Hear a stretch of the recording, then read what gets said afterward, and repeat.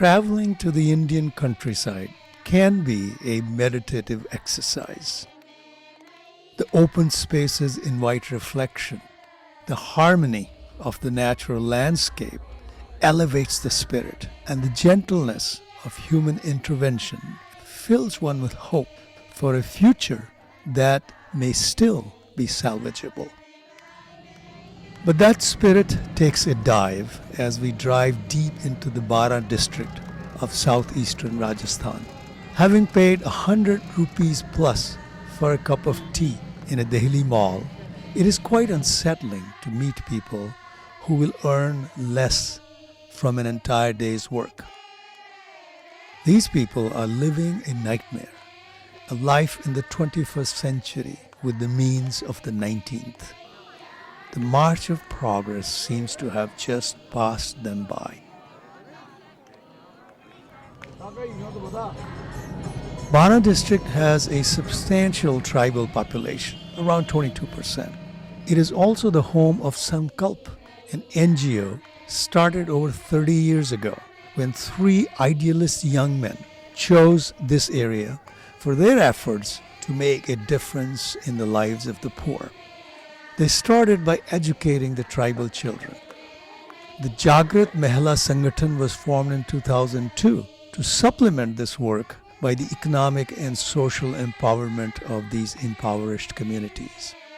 IFA has been supporting them since 2012. During the 4 days of our stay this past winter, we will visit 6 villages in the 2 blocks of Shahabad and Kishanganj. Dozens, mostly women, will tell their stories. The activists will add background and will highlight how their interventions have helped solve these problems. The most common struggle, of course, is for livelihood, which in the context of this area means MNREGA. Shahabad में अगर कोई आय का साधन है, रोजगार का साधन है, तो मनरेगा। पहला तो पता नहीं कत्ता पाड़ते क्या करते, वो तो उनका खारिज हो गया। खानों पे काम करने लगे लेकिन उनके लिए ऐसी बीमारी होती है जो कोई इलाज नहीं होता। अब कुछ लोग छोड़ रहे हैं कामों को, फिर कोई मकान बन रहे हैं कोटा में कहीं भी, या कोई नली चल रही है उनको खोद रहे हैं। अब खेती है तो जिसके पास पानी का साधन नहीं है, जमीन बहुत कम रही है। शहरी कम्युनिटी के पास मनरेगा के अलावा कोई रोजगार का साधन नहीं है। इस गांव में मनरेगा कार्य बंद था। फिर नरेगा बंद हो गया तो कैसे लोगों का काम चला? जैसे नहीं वो पलायन पर चले गए। 40 परिवार यहाँ से गए हुए हैं, 70 में से 40 तो गए हुए हैं। 40 तो गया हुआ। कि जगह जगह मीटिंग आयोजित की गई, अभियान चलाया गया, पूरा मीडिया ने सपोर्ट किया गया। कितने जितने पेपर है उन्होंने सबने उसको प्रमुखता से छापा और अभी वर्तमान में दोनों ब्लॉक में 35,000 लोगों को रोजगार। और फिर मैंने इनसे पूछा, मैंने कि तुम्हारे गांव में तो मैंने की मिस्टोल चल रही है और तुम सब घर बैठे हो, क्या बहन जी क्या करा क्या नहीं क्या? हमारे गांव में ना तो हमारा मैट है और जो अन्य समाज का मैट है वो हमारा नाम नहीं लिखते। 1 महीना हो गया आवेदन करे पर हमको काम ही नहीं मिलता है। उनकी महिलाएं ना वो 3री 4थी पढ़ी हुई है फिर भी मैट के रूप में काम करती है और हमें ना तो 12वीं पास है फिर भी हमारा नाम नहीं लिखते कि सर मैंने इतना कैसे सहन करूंगी। मैंने की 3री पास है वो मैट बन रहे हैं और 12वीं पास है वो मिट्टी फेंक रही है। फिर मैंने सर को बताया, मिलकर नहीं हमने सबने इनकी लिस्ट बनाई तो नहीं उसी दिन तो ये मैट बन गए। मैट तो बनी हुई थी 1 साल। बहुत बड़ी ताली बजाओ। और उसी दिन मिस्टोल जारी कर दी और सुबह से ये काम पे लग गया। 137 टोटल शहरी कम्युनिटी का नाम आना चाहिए सर। वीडियो साहब ने कहा है कि आप अभी इसी वक्त आवेदन करवा लीजिए। मैं 8 फरवरी को पूरे गांव के लिए रोजगार चालू करूंगा। ताली बजाओ भाई। Lack of housing, drinking water, roads, medical help, and education are the other key problems, as is the struggle for land rights. मेरी उम्र होगी 85 साल की, 50 साल हमें यहाँ बसे हो गए। हम इतने दुखी है, ट्यूबवेल लगा नहीं सकते। रेंज वाले जो जुर्मानों ऊपर 2000 बीघा को दर दे, 3000 कहाँ से जुर्माना चुका, खाने पैदा नहीं होती उसमें। 64 को अलॉटमेंट हो गई थी जो आज तक तहसील की नहीं हुई। अभी रेंज ने कब्जा कर रखा, जुर्माना मांगती है, दबाव देती है, ठीक है, चोरी से हाँकते हैं, रात की हाँकते हैं, नहीं तो ट्रैक्टरों को पकड़ ले जाते हैं दिन में। तो वनाधिकार अधिनियम के तहत हमने 600 लोगों को एसटी को पट्टे वितरण किए। ये आते हैं एससी में, उसका ये जो प्रूफ मांग रहे हैं सर, 3 पीढ़ी का मतलब जो प्रूफ है वो दें। हमने कई तरह के प्रयास भी किए, इनको अभी पट्टा नहीं मिला। कम से कम 1300 लोग हैं जिनके पट्टे निरस्त कर दिए गए हैं, और सामूहिक जो दावे हैं उन पे अभी यहाँ पर कोई पैर नहीं की। 8 फट्टे ऐसे दिए हैं जो दिया कि भाई रोड निकाल दिया जाए या बिजली पहुंचाई जाए। ये बहुत दिनों से बहुत परेशान थे, कह रहे थे सर इतने आड़े डाल के इनकी पिटाई लगाते थे, और ये हजारों रुपए जुर्माना दे चुके हैं। खेड़ला गांव है सर, वहाँ पे तो लोगों की जेल हो गई थी सर, तो जेल में से हम खुद छुड़वा के लाए और अब वहाँ के पूरे लोगों को पट्टा मिल गया। तो अब 2-4 साल में हमें पट्टे 5-25 मिल चुके हैं। 200 बीघा जमीन इस गांव को मिली है सर। इनके पास 5 बीघा, किसी को 10 बीघा, किसी को 3 बीघा की इनको आवंटन तो कर दी, गैर खातेदारी में थी साहब। ये लोग मामू नहीं आए, हमने एप्लीकेशन बना के टीम गठित करके खातेदारी दर्ज करवाई। 10-15 लोग तो ऐसे हैं जिन्होंने खातेदारी लेकर के और अपनी जमीन कब्जे में ले ली। बाकी के लिए हम संघर्षरत हैं। दोनों तहसीली में भूख से मौत हो गई थी, तो हमने बड़ी रैली धरना सरकार से राशन के बारे में हमने मांग करी कि सबको राशन मिलने चाहिए, और सरकार के पास भंडारों में सड़ते रहते हैं, सरकार क्यों नहीं देती है। तो जब हम अन्य राज्यों से सबसे जो संस्था संगठन से जुड़े भाई थे, लड़ाई लड़ते लड़ते और आज सबको ही राशन पानी मिल रहा है। हमारी मीटिंग होती थी तो बड़े बड़े अधिकारी आते थे, वो लोग कहते महिलाओं में कुपोषित कैसा होता है, बच्चे कमजोर क्यों होते हैं। तो हमने नहीं, संगठन ने नहीं मांग करी 1 किलो घी, 2 किलो दाल और 2 किलो तेल और 35 किलो गेहूँ सबको मिल रहा है शहरी समाज को। तो 3-3 महीने का गेहूँ, दाल, तेल, दलिया नहीं मिला, तो हमारे संगठन की महिलाओं ने अपने निजी पैसे से सारी बारह गई मीडिया में अपने खबर प्रकाशित करवाई। तब जिला कलेक्टर ने सस्पेंड उस डीलर को किया, उसका स्टॉक सीज कर दिया। सीज करने के बाद में उसको 1-1.5 लाख रुपए का उससे पैसे भी जमा कराए, और फिर इनको बाकायदा सबको बुला करके 3-3 महीने का जो स्टॉक रुका हुआ था गेहूँ आप लोगों को मिला। There are significant differences within the communities. Saharias, who are in the majority, are listed as scheduled tribes, entitled to many benefits. Kherwas, on the other hand, as destitute, if not more, are listed as SC and hence deprived of many key benefits. इनको पहले 2 रुपए kilo गेहूँ मिलता था। ऐसे नहीं, वहाँ मौत हुई थी ब्रह्मपुरा में। हम कह रहे कि भाई भूख से हुई है, नहीं सरकार मानने को तैयार नहीं है। कि भूख से कैसे कि सरकार गेहूँ दे रही है, तो सर मैंने किसी के पास पैसे होते हैं लेने के लिए, किसी के पास नहीं होते हैं। ब्रह्मपुरा में गए और वास्तव में हमने दिखाया उनको। 2 फरवरी 2018 से इनको गेहूँ निःशुल्क, दाल निःशुल्क, घी निःशुल्क, तेल निःशुल्क वो मिल रहा है। ये बहुत बड़ी उपलब्धि इस समाज ने हासिल की है संगठन के सहयोग से। There are others, such as these Kalbelias, who have even worse fate. They are not even counted. एक सर ये सफेरा है, कालबेलिया, इनका मुख्य काम था सर पहले सांपों का काम, खेल दिखाना। अब इनका क्या कि गुमंतुक जांच में करके इन लोगों को दरकिनार कर रखा सरकार ने। उधर जाओ, पटार बजाओ। सरपंच है तो कह दे हाँ तुम्हारे मकान आ रहे, वोट ले भी वोट लेके अपने घर बैठ जाते, घर बनाते हैं उनका। जो पेंशन है बंद रही है 12 महीना में, कोई किसी 1-2 महीने की खा जाते, कोई 3 महीने की खा जाते, 9 महीने की मिल जाती। अभी 4 दिन पहले हम यहाँ से मीटिंग करके गए तो मैं खुद गया था, तो उन्होंने ये कहा चंदा जी ये आचार संहिता हट जाने दो, तो सबसे पहले हम इन लोगों को मकान देंगे कि जिनके पास मकान बिल्कुल नहीं। ये कहने में थोड़ा घबरा रही है, चल रही है। इस गांव के अंदर सर लोग कच्ची टाबरियों में निवास करते हैं। संगठन से मेलान से जुड़कर पंचायत में गए, किशनगंज गए, धरना लगाया, दिल्ली तक गए। उसके ऊपर एक बहुत बड़ा आर्टिकल लिखा जो टाइम्स ऑफ इंडिया में प्रकाशित हुआ। तो स्वच्छ परियोजना के माध्यम से यहाँ पर और वो 29 मकान इस गांव में बने हैं और आज ये लोग उसमें निवास कर रहे हैं। कितने मकान है यहाँ साहब? 29 है। हमारे पहला गांव में कोई काम नहीं था, मकान इंदिरावास के आते नहीं यहाँ। पेंशन से शकुंतला दी से मिलकर गए, सलाह बताई, फिर हमने ग्राम पंचायत में सगड़ी बहनों ने लिखा कर दी, तो हमारे गांव में अब 18 कॉलोनी आ गई। तो आपने ये पहले क्यों नहीं किया?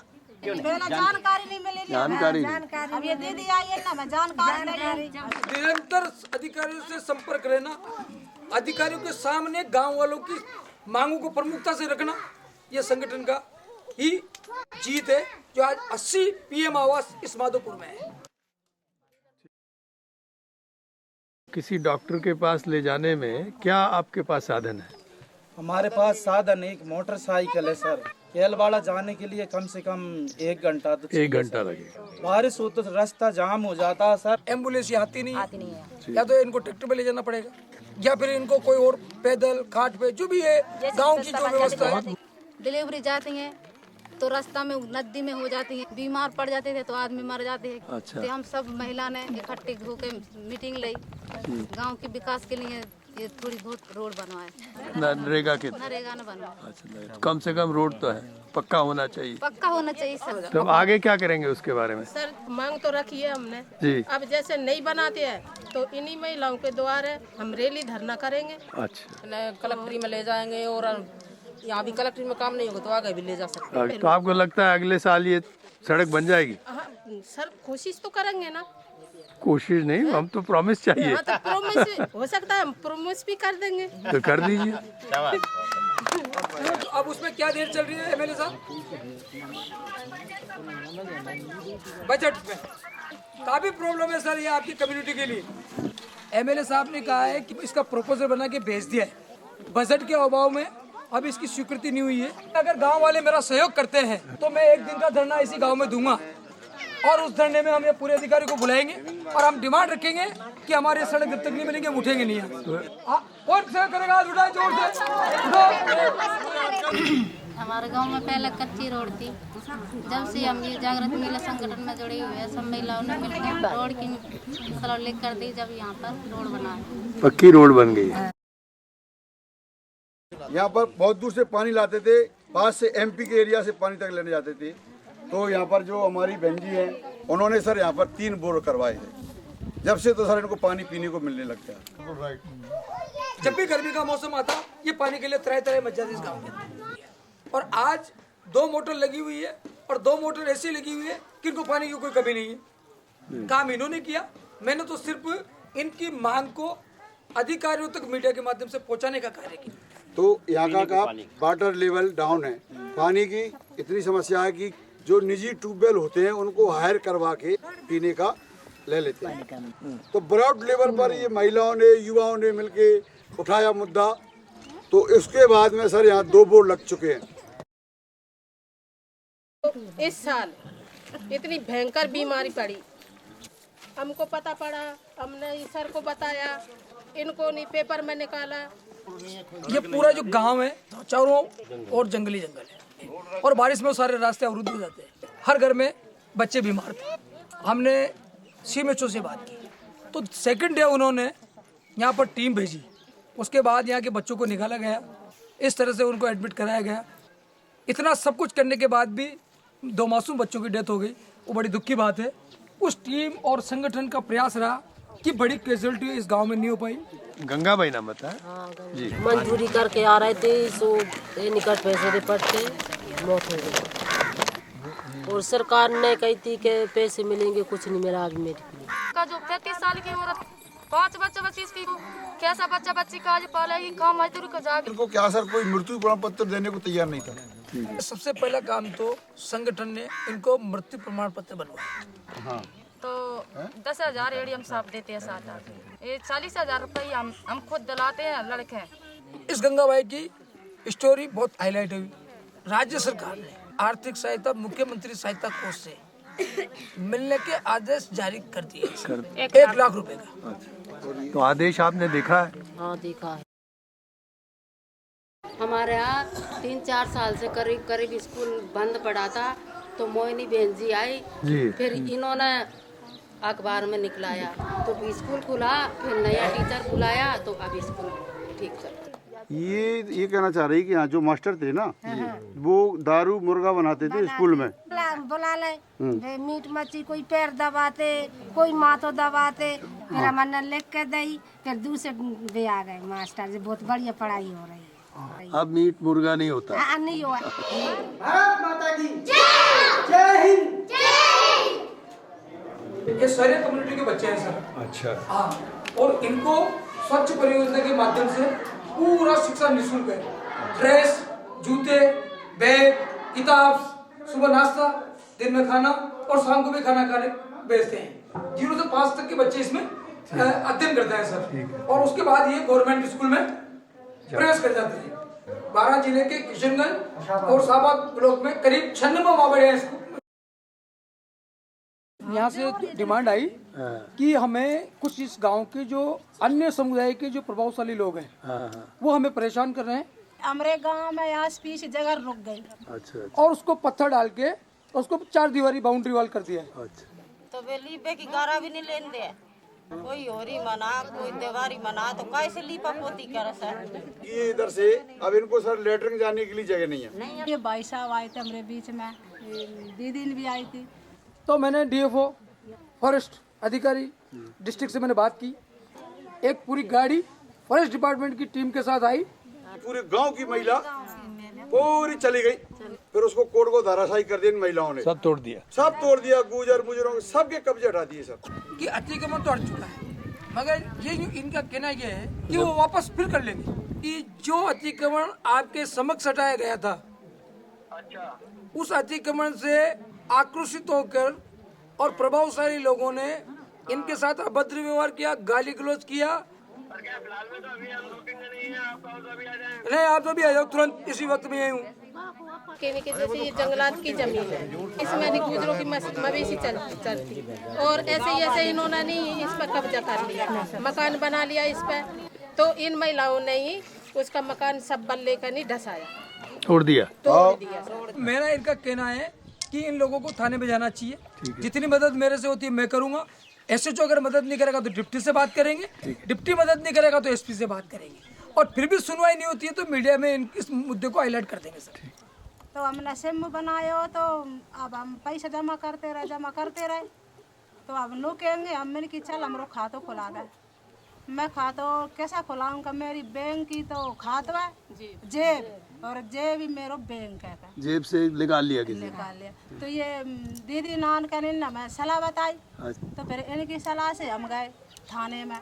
तो थाने में मैंने रिपोर्ट लिखा दी। बाकी ना तो डायरी दे, ना मैं बैंक को खातो दे, कछु नहीं दे मकान के। जब हमसे लड़बे दो रहा, चाहे तुम जयपुर चल जाओ, चाहे बम्बई चल जाओ, तुमरो कछु नहीं हुआ। क्या थानदार साहब ने बाकी जमानत लाई। आपके पैसे आ गए सब? आ गए हमारे पैसे थानदार। बहुत बढ़िया। हम चाहते हैं भगवान हमें ऐसी सद्बुद्धि दे, हम इनके होके रहे और जनता हमारी होके रहे। धन्यवाद सर।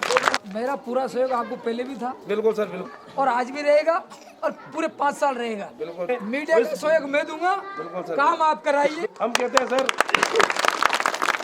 मैं चाहता हूँ पूरी जनता है मुझे परेशान करे, क्योंकि कहेगी तभी तो हम सुनेंगे। बिल्कुल सही, बहुत अच्छा। अगर ये आपने परेशान पिछले 5 साल में उनको किया होता तो ये नजारा कुछ और होता है इस गाँव का। आप भी पता नहीं कहाँ थे पिछले 5 साल से। तो सर चार्ज मिलेगा जब तक एक 5,000 की वो काली टंकी है, तो उसको तो आप 1-2 दिन में रखवा दें तो आपकी बहुत कृपा होगी साहब। कल की तारीख में इनकी टंकी जाएगी। मोनी भाई शहरिया हैं, ये बैरवा हैं, ये जागृत महिला संगठन से सदस्य भी हैं। इनकी माँ और इनके पापा बहुत वर्षों से अपने साथ संगठन से जुड़ रहे हैं। और अभी उप सरपंच यही जीती है, ये इनके पति हैं। वो अभी तो बने हैं, अब करेंगे। वो उनका पूरा पक्का वादा है इस गांव से। वो बिल्कुल अपने भाई की तरह, माता बहनों की तरह इस गांव को रखेंगे। Many of the activists are alumni of the Sankalp Education Initiative. मुझे गुरुजी ने चयन करके आपके गांव के लिए भेजा था 1995 कि यहाँ पर कोई चिट्ठी बना नहीं सकता था, कोई बाँच नहीं सकता था। आज की स्थिति ये बन चुकी है कि पड़ोसी के पास नहीं जाएगा कोई कागज को लेकर, अपने घर में चिट्ठी बन जाएगी। बहुत बढ़िया। तो आपके घर में 8वीं पास और 10वीं पास और 12वीं पास और बीए में बच्चियां भी बीए में हैं। तो एक बच्चा यहाँ से हमारा अभी राज पुलिस में सिलेक्शन हो गया 12 बच्चों में उसका, और कम से कम 20 बच्चे अभी मेरे रिकॉर्ड के अनुसार 10वीं पास और 12वीं पास बच्ची यहाँ पर बैठी हुई है। मेरा नाम कलाबाई है, जनकपुर मेरा गांव है। मैंने शुरू में 4 महीना का कैंप किया है और मैं छोटा 2 बच्ची में ले गई। आयुर्वेदिक की ट्रेनिंग दी, आयुर्वेदिक की दवाई, जड़ी बूटी, सब तरह की दवाई बनाई। गांव में बांटी, हमारे गांव में बहुत अच्छा काम किया हमने। संगठन की सदस्य महिला जोड़ी और हमने 12 भी दुकान लगाई, दिल्ली भी दुकान लगाई हमने। रैली धनान में भी गया, दिल्ली, जयपुर, फ्लोजर के बारे में, रोजगार के बारे में, पेंशन के बारे में, नरेगा के बारे में। अब पेंशन भी पहले 200 रुपया मिलता, अब कोई 500 मिला है, कोई ज़्यादा बुढ़ा है जितना कोई 1000 भी हो गया, कोई 1700 भी हो गया। जिनका काम नहीं होता, का फार्म सही नहीं है तो सही कराना। शक्कर भी अब लड़ाई लड़ी तो लई हमने, 4 महीना का गाँव नहीं दिया तो हम 12 गया। मैं जान कर बोला कलेक्टर साहब से, जब जाकर पे गाँव शुरू किया देवा।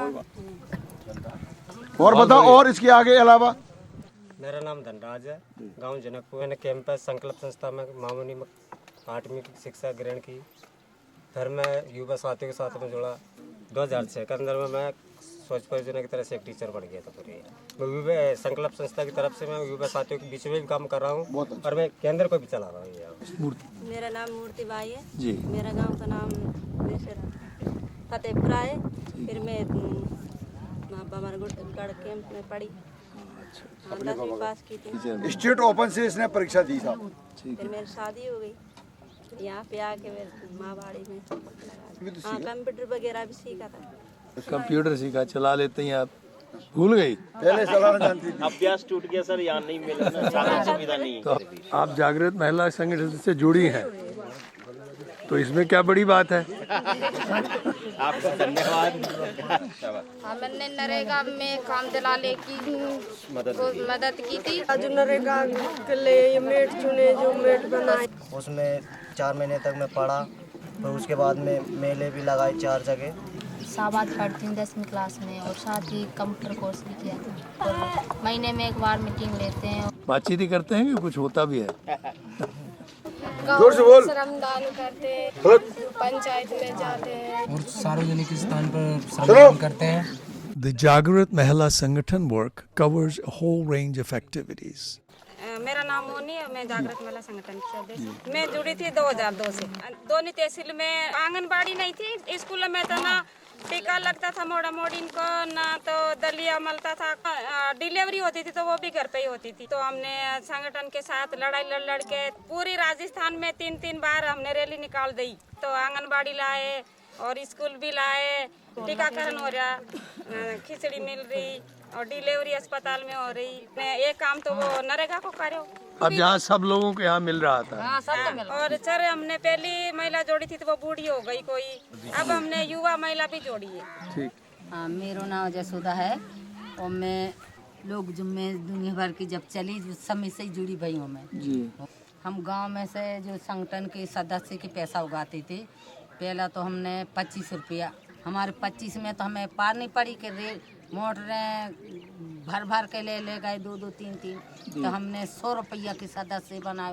अब 100 में कोई बहने दे पाए, कोई नहीं दे पाए, तो हमने फिर 25 रुपये दोबारा तैयार कर ली। रेल धरना में जाते हैं तो गांव की बहनें 12 तक तो भी देते हैं, आगे हम जो हम संगठन वाले आगे हम देते हैं। Journalist Feroz Khan's reporting provides a powerful public platform to these stories, dramatically improving the leverage the Sangathan has over the various functionaries of the state.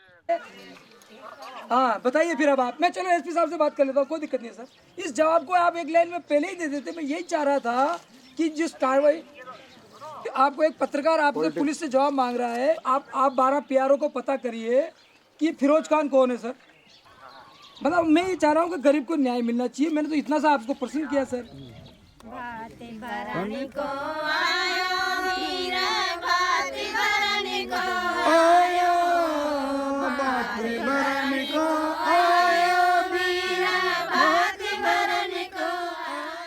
Listening to their stories, the overwhelming emotion is a desire to help.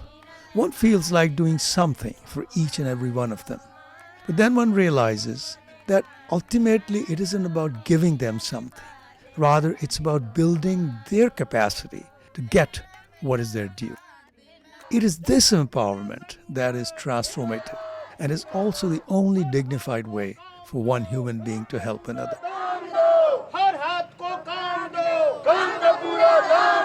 And empowerment is clearly there to see, particularly in villages such as Janakpur, where the Sangathan presence has been stronger. Road का गांव है sir, पास में पंचायत है और पढ़े लिखे लोग ज़्यादा हैं यहाँ। 25-30 लोग सरकार की नौकरी में भी आ चुके हैं। कोई मावाड़ी में, कोई टीचर है, कोई पुलिस में है और एक पुलिस में महिला भी लग गई साहब। मैंने आपको बताया ना, संगठनात्मक गतिविधि इस गांव में प्रॉपर है, संगठन की समझ अच्छी है और लोग अपनी बात को कहने में झिझक नहीं। ऐसे अनपढ़ तो बहुत कम ही होगा, एक दो नहीं तो सब ये अंडा बच्चा सब पढ़े लिखे आए। सब पढ़े लिखे। सब टोटल अपने कुछ। Today, they are covering 75 villages. Led by Mahesh Bindal, one of the original 3, the team presently consists of 10 women activists and 2 men. Typically, 10 to 12 women from each village are part of the Sangathan. A youth group, Yuva Sangathan, complements their work. There are many friends and well-wishers providing valuable support at various levels.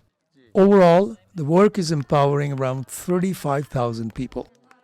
They've also made significant contribution to the larger labor struggles in the state.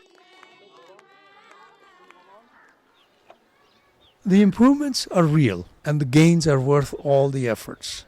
But seen in the larger context, the stories throw light on a system of governance that has reduced human beings to wards of the state, essentially beggars. अब तुम्हारे 1 महीने की गेहूं रह गए क्यों?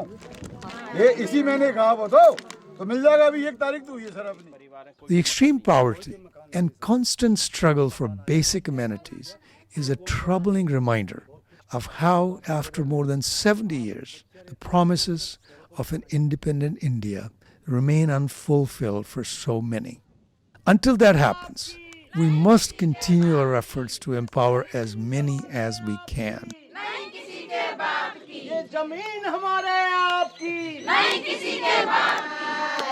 सागर में नैया IFA has decided to increase our support substantially so they can perform more effectively by enlisting additional women. This includes a fellowship for Feroz Khan, who is such a crucial linchpin of this effort. IFA family can truly feel proud of supporting this sustained attack on poverty in this vast area.